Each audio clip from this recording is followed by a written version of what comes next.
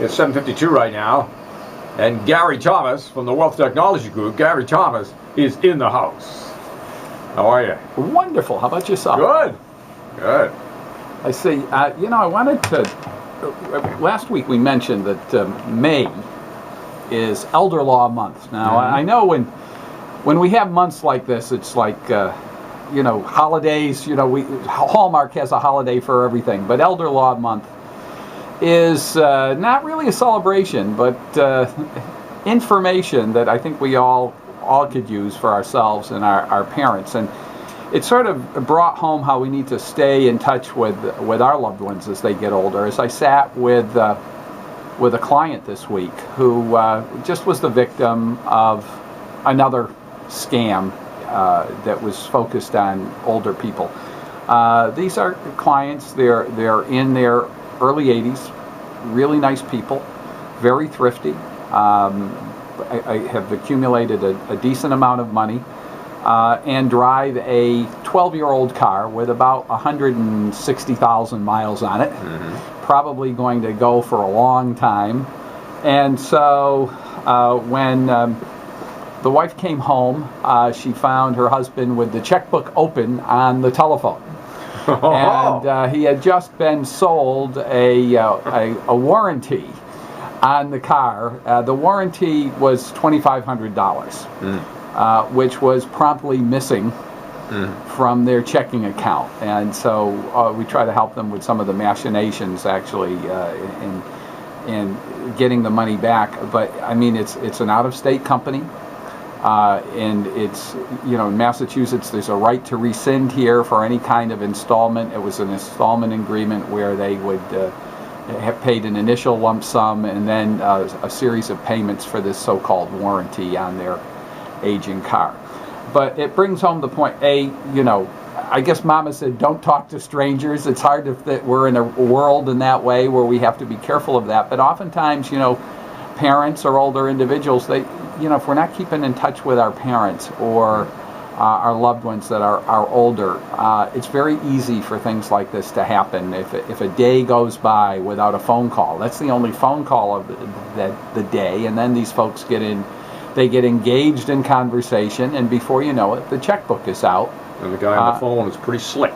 Well, you know, they're trained. They're trained exactly, and it may not be the first phone call that gets the money. What I've seen a process where once they find somebody who's willing to talk to them, they befriend the senior on the telephone, and by the third phone call, that checkbook is out and the money is gone. So I guess, you know, one, be aware of things. You don't want to give any personal information, no matter how convincing the individual is, to someone on the phone that you don't know and that you don't already have a long-term existing relationship with.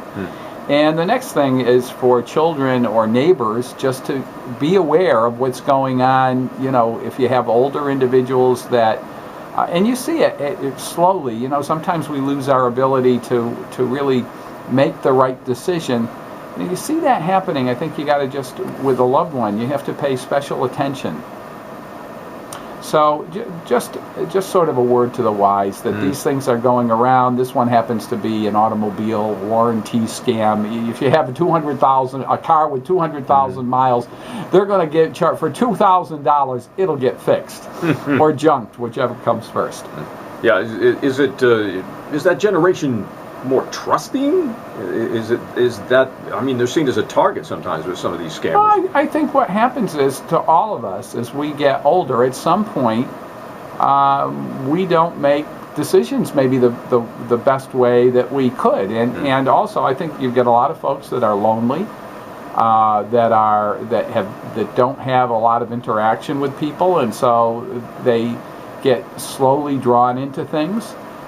We all want to trust people, but I think right now, you know, for most of us, red flags have gone up when the solicitor calls on the telephone. I mean, my my elderly father had sort of a saying. It was like, huh? What? No. and that's sort of the way to deal with people you don't know, unfortunately. That conversation, I was going to tape it and sell it as something that you attach to your telephone. Ah, what? No. That conversation took about, a half a second. That could be a slogan. So, but a word to the wise, stay in touch with your parents, stay in touch with your elderly neighbors. If you see, that maybe they're slowing down a little bit, pay special attention and make sure that they're not making any decisions that are going to harm them financially.